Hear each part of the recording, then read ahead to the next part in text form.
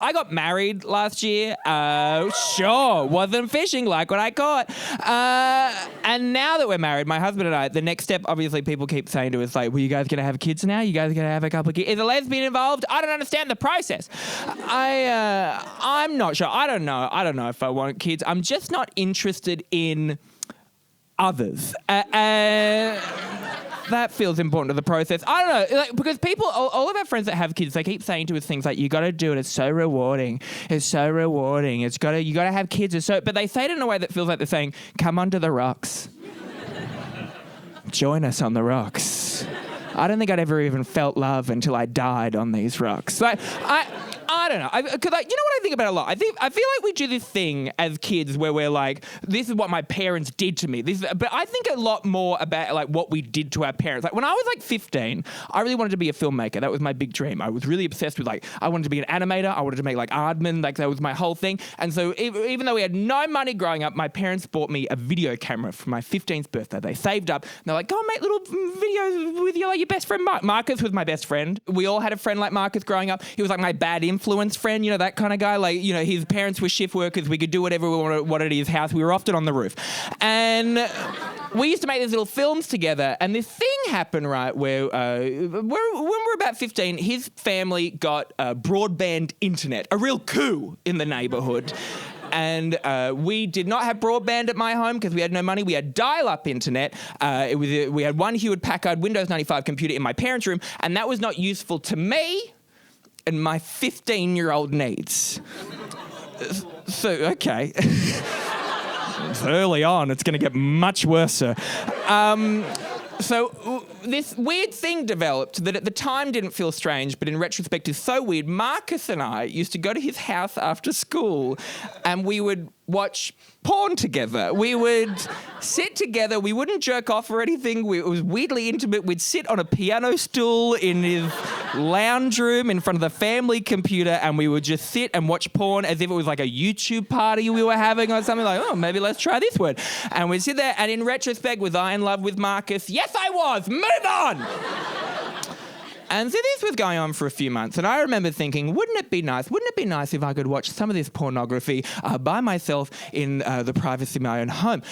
So I had this idea of, I got this video camera. Don't panic. I got this video camera.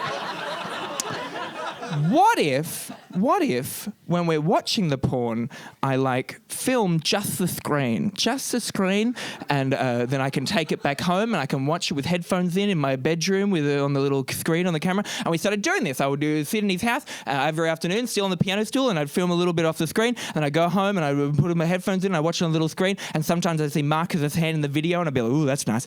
And like every time we'd do it, it was like a fight to be like, you know, just be like, watch it and then be like, ooh, and Marcus, now you look like you're concentrating on something. And so this was going on for a few months. And I remember being at school one day and kind of gloating to some of the boys in my year, kind of being like, oh yeah, we've started doing this thing. We've started like, you know, filming porn and stuff. And this friend of mine was like, oh, that's a really good idea. Could I get in on that? And so Marcus and I, we started a business. So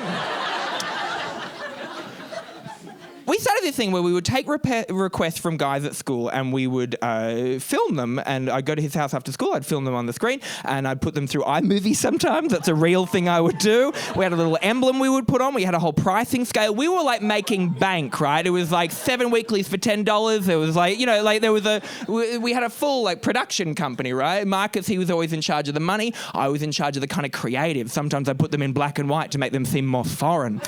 And we were doing this for months and months and months and months and months. I used to keep the tapes under my desk at home. Like there were those mini DV tapes, you know, those types of ones. I'd keep them on long rolls of tape under my desk in my bedroom, like I was a spy or something.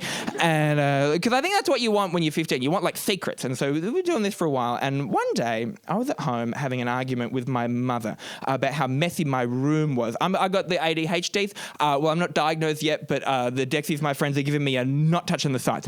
And if anyone after the show tonight, I will take Dexies as payment. I'm mostly joking. One time in the Gold Coast, they came through. What was it? I'm not. I'll take either. Wow, this is great.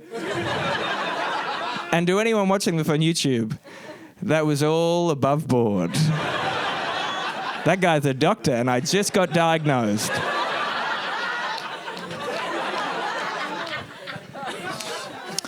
So because of the ADHD, and it sounds like you as a doctor would know this, I'm not a tidy person. I'm not dirty, but I'm not like tidy. And the way that I clean up is I just stuff things in places. And I used to clean up my room by stuffing everything under my desk. And one day my mother and I were having this big argument about how messy my room was. She was in my room and she was like, "You gotta clean up this room. This room is so messy. You gotta clean up this room. You gotta clean up this room." And I was like, "Shut up, you bitch." You know the way that you speak to the person who loves you the most and just wants the best for you. And we're arguing back and forth. "You gotta clean up this room. You're a bitch." Back and forth. And she snaps and she's had enough and she just pulls the chair out from under my desk and she starts just ripping the stuff out from under my desk, ripping it up. And I wasn't even thinking about the tape, but she's ripping them out. And she's doing this, a single tape just went boop. And we both kind of looked at it for a second. And I'd done enough weird shit by this point that she wasn't spooked. She was just like, she picked it up and she went, "What's this?" And I went, "We got to clean up this room. It's a very messy room." And she went, "All right, so that's clearly something. What's this?" And I went, it's nothing, don't worry about it." And she went, "No, it's clearly something. What is this?" And I was like, "Nothing, don't worry about it. And as God is my witness, as we're arguing back and forth, a full row of tapes just went, boop. And we just stared at him for a while and she was like, "What the fuck is going on?" An important piece of information is my mother is a school principal. Children of educators will know there is two settings to these people. There's the regular selves and then they click into this like somehow more nimble kind of person. You can't escape. And I was like, "It's nothing, don't worry about it. These are nothing, they're just silly little things, don't worry about it." And she was like, "Okay, then we'll watch one." And so I had a choice to make. And I made one. I just decided, I'm just going to be honest. All right, look, I'm 15, all right? It's porn, all right? It's just porn. It's porn I film at Marcus's house.